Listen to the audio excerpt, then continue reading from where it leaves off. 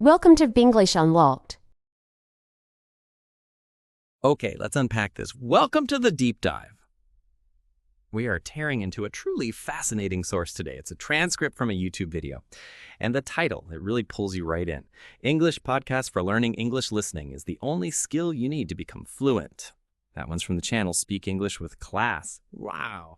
Now, you read that title, listening is the only skill, and your ears probably perk up a bit. It's quite a bold claim, right? Suggesting that listening isn't just a skill, but it's like the foundational one, even before you really focus hard on speaking. And that's the core idea we're kind of wrestling with in this deep dive today. And maybe you felt this too, You're listening to things, watching videos, putting in the hours. But then when it comes time to actually speak, your mind just goes, well, blank. It feels like you're running on a treadmill, doesn't it?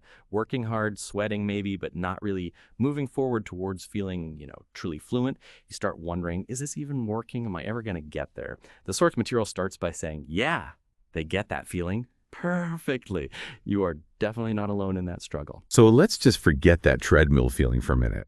This deep dive is all about looking at the effort you're already putting in, but maybe through a new lens, a potentially game-changing one. Could shifting your focus, really putting listening first in a specific way, actually unlock that fluency you're working towards? Yeah, what's really compelling about the source is its singular focus. It really presents this world where building fluency isn't about trying harder to speak, but it's about learning how to listen differently. So our mission here in this deep dive is to pull out the core argument for this whole perspective, understanding why they put listening up on this pedestal almost, or the reasons they give, and crucially, the really practical how-to stuff they offer. We're extracting those actionable insights you can actually use. Okay, so let's start with their absolute foundational truth, as they put it. According to this source, fluency doesn't start with your mouth. It always starts with your ear. And the logic is pretty simple, almost undeniable once you hear it laid out. You fundamentally can't produce language naturally. You can't speak fluently what you haven't first really heard and absorbed and processed deep down. They use this really powerful analogy, too. Trying to speak fluent English without having done enough deep, intentional listening, it's like trying to compose music without ever having really heard a melody. You're just sort of guessing at the notes, right? Forcing awkward sounds, weird rhythms, because you don't have that internal reference library built up. And that, they argue, is exactly why so many learners feel that deep frustration. That makes so much sense. And the most immediate, totally relatable example they bring up is babies, right? I mean, think about it. Babies spend months just soaking it all in, listening, absorbing the sounds, the rhythm, the intonation patterns of whatever language is around them. They build this huge internal database long before they even try to form a proper word or sentence. And they eventually speak, not because someone taught them a grammar rule, but because they've heard that sound, that phrase, that rhythm thousands and thousands of times in context. And the source points out, as adult learners, we tend to completely skip that really crucial patient listening phase. We get impatient and look, who can blame us? We want results. We want to speak English now. But by rushing past that deep absorption phase, it's like we're trying to build the roof before we've even poured the foundation. We're trying to force output before we've built up the necessary input infrastructure, our brains, And that's what makes the whole process feel like such a constant uphill battle. Right. And if that frustration comes from skipping the foundational listening, well, that naturally leads to the question, okay, what is that foundation then? What do they really mean by deep, meaningful listening? And how do you actually, do it? And this is where the source gets really practical. It offers these specific techniques to turn passive listening into something really active, something that builds fluency. Okay, this is where it starts to feel less like just, a theory and more like something you can actually do. Yeah. The first big shift they recommend, their first key technique, is listen in layers. And the problem this technique is designed to fix is something I bet you've felt. Treating listening like it's some kind of test. You hit play, you tense up, trying to catch every single word the first time through. And if you miss something, you feel kind of defeated, right? The source says, look, that's not building fluency. That's just stressing yourself out. Real growth-focused listening isn't about getting it all perfectly in one go. It's about listening with a specific purpose, or as they call it, in layers. Exactly. So their approach is to take one single audio clip, maybe it's short, maybe a few minutes, doesn't matter too much, and listen to it multiple times, but each time with a different goal. First, you listen just for the gist. Don't pause it, don't stress about words you miss. Just let it wash over you, kind of like music in the background. What's the main topic here? What's the overall mood or the energy? Second, you go back, listen again, but this time focus on the structure. How are the sentences put together? Are they using past tense, present tense? What's the rhythm like? You're noticing the mechanics, but still not obsessing over every word. And then, for the third layer, you listen slowly. Really tune into the word choice, the emotion behind the words, the intonation. Did their voice go up at the end? Was that a question? Did they sound genuinely curious or maybe a bit sarcastic?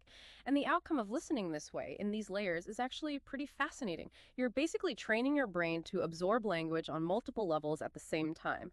Not just the dictionary definition, but the feeling, the nuance, the rhythm, the music of the language we talked about. And the source argues that layered understanding is what real fluency feels like. Not just knowing what words mean, but understanding how they feel when people use them naturally. Okay, so you've done your layered listening. Your ears are starting to tune in differently. And the next logical step feels like, okay, now I speak. Right. But according to this source, there's actually a crucial little step before you launch fully into speaking. Which brings us to their second key technique. Shadow with silence first. And their caution here is super important, I think. If you just jump straight from listening to trying to perfectly mimic what you just heard, it can sound, well, a bit robotic, can it? A bit flat. Like you're just repeating sounds without really owning them. It feels forced. They use that music analogy again, which works so well here too. When you hear a new song you really love, you don't immediately sing along perfectly, word for word, right? You listen, you absorb the melody, you get the rhythm in your head. Maybe you hum along first, you kind of sit with it. Then you try singing the actual words. They suggest the same idea applies to shadowing in language learning. So their proposed method is this. Play a sentence, then hit pause. And instead of immediately repeating it back, you just sit with it for a moment. Let it hang there. Let the feeling, the rhythm, the intonation, all that stuff you absorbed in the layered listening, let it resonate inside you for a second. Then you repeat it. Okay. So it's not just mechanical copying. It's about letting your brain process the whole package first, the meaning, the rhythm, the feel, before you try to reproduce it. You're letting your brain kind of dance with the rhythm, as they put it, in that pause before you echo the phrase. It's about letting the language settle inside you. Exactly right. It shifts the focus from just copying sounds to allowing the language to flow through you more naturally, more authentically. As the source puts it quite beautifully, silence isn't empty, it's preparation. These techniques, listening in layers, shadowing with silence.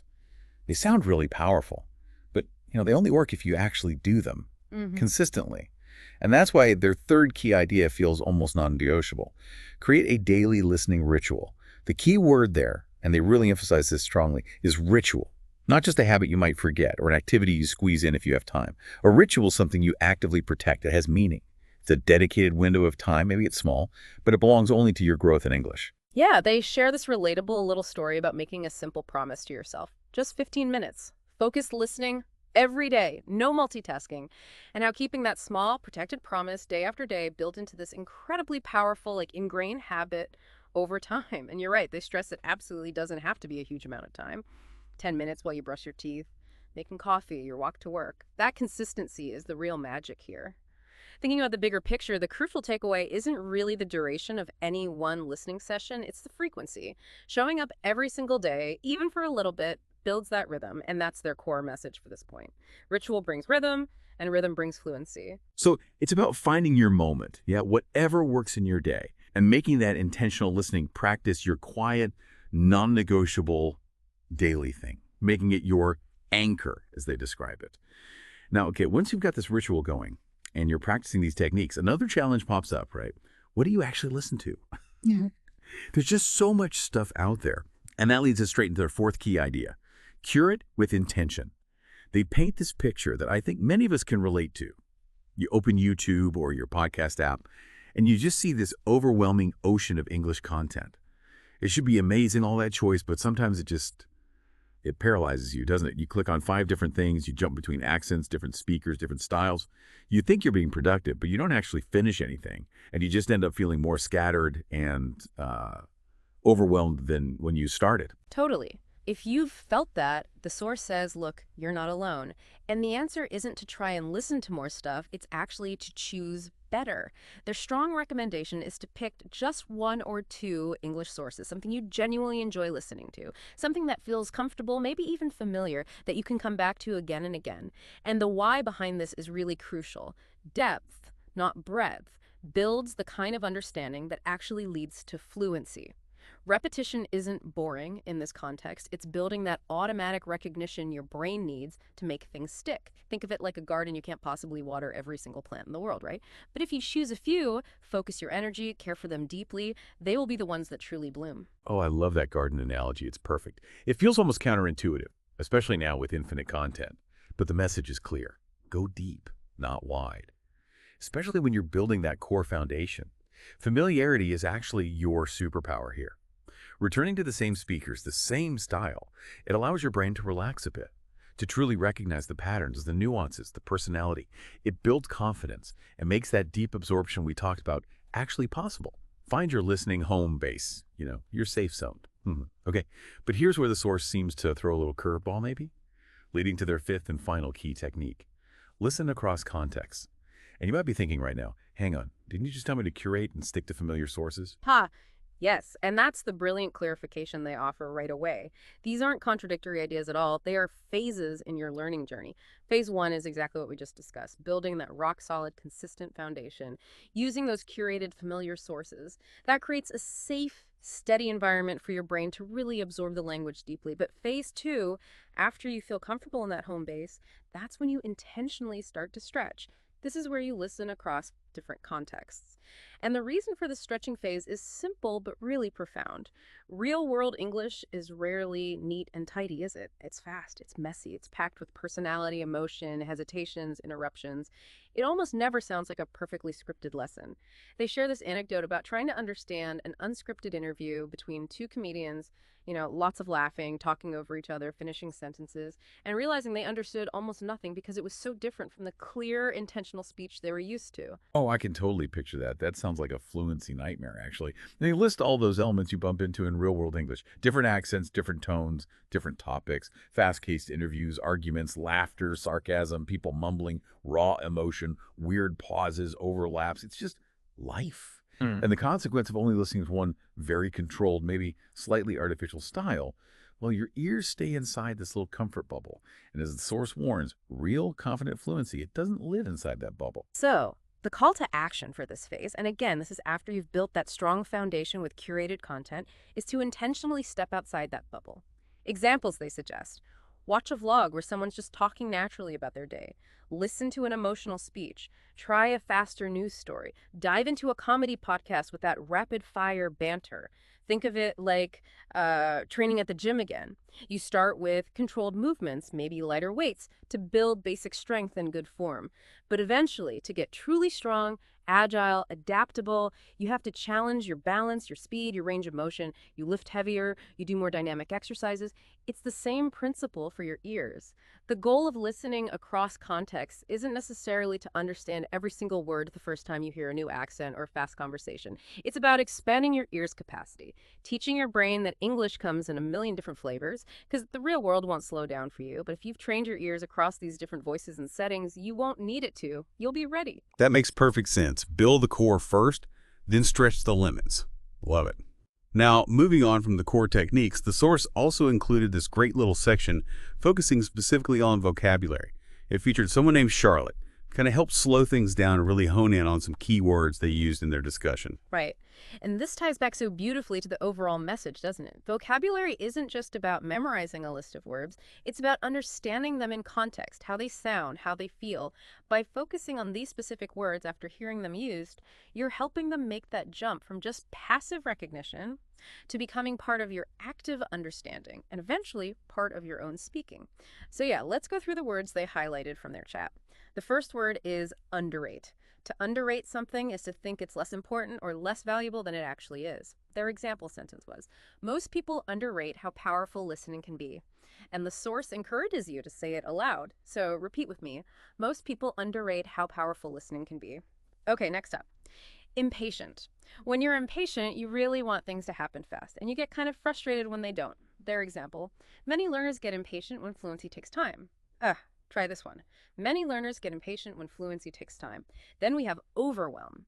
To overwhelm is to feel like there's just too much happening, too many things, emotions, thoughts. Example from the source. All that content online can overwhelm your brain. Say it with me. All that content online can overwhelm your brain. Curate. To curate means to carefully select and organize things, like choosing the materials you listen to. Their sentence was, curate your input so your brain doesn't get tired. Repeat that. Curate your input so your brain doesn't get tired. Paralyze. In this context, to paralyze means to feel so overwhelmed or maybe unsure that you just can't act or make a decision. Example, too many options can mentally paralyze you. Let's say it together. Too many options can mentally paralyze you. Anchor. An anchor is something strong and steady that keeps you grounded, stable, keeps you in place. Their example, make your listening ritual the anchor of your learning. Try this. Make your listening ritual the anchor of your learning. Mimic. To mimic is simply to copy how someone speaks or behaves, like when you're doing shadowing. Example, don't mimic too fast. Feel the rhythm first. Say it softly now. Don't mimic too fast. Feel the rhythm first. Let it wash over you. This is a lovely phrase. It means to just listen without trying hard to catch every single word. Just relax and absorb the overall sense. Their example, play the audio and let it wash over you. Take a breath and repeat. Play the audio and let it wash over you. Grow beyond your bubble. This phrase means to step outside your usual comfort zone. Try new things like listening to different English styles. Example, listen to different styles to grow beyond your bubble. Try this one, listen to different styles to grow beyond your bubble. And finally, one size fits all. This describes something that's designed to work for everyone, but usually doesn't end up working perfectly for any specific individual. Example, fluency isn't one size fits all. Your journey is unique. Repeat with me. Fluency isn't one size fits all. Your journey is unique. And the source's encouragement for these words is really nice. Just say them aloud gently.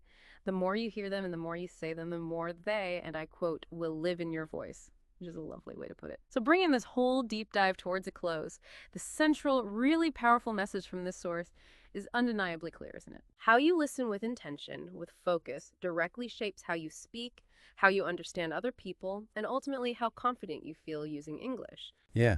And if listening right now, you felt like maybe you understood more of this discussion than you might have expected a little while ago, the source would tell you that is progress. That's actually fluency growing in the background quietly because you're showing up. You're letting that language wash over you, even when you don't consciously realize everything you're absorbing. Their final encouraging thought is really simple, almost like a whisper, just keep showing up, keep listening. Even on the days when it feels slow or like nothing much is changing, trust that your ears, your brain, they're learning and absorbing far more than you consciously realize. And building on that core idea that fluency starts from the inside out, with that deep input shaping natural output, this source really makes you wonder, doesn't it? If fluency truly starts with the ear, what other skills or maybe areas in your life might you be trying to build from the wrong starting point? Are you trying too hard to force the speaking, whatever that represents, before you've truly mastered the listening? It's definitely something worth mulling over. Thanks so much for joining us for this